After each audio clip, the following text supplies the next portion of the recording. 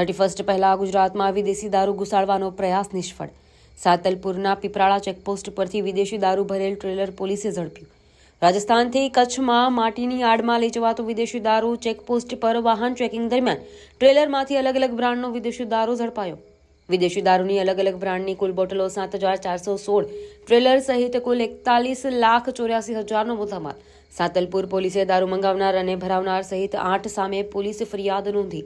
Story report by Bhagirathsinh Jadeja, Satalpur. માં motor driving, safe and sure driving. Driving એ શોખ સાથે આપની મોટી જવાબદારી પણ છે. અમારા ઇન્સ્ટ્રક્ટર દ્વારા સચોટ અને સરળ માર્ગદર્શન. આપની રોજની તાલીમની માહિતી મેળવીને શું અધુરાશ છે એના ઉપર પૂરું ફોકસ કરાય છે.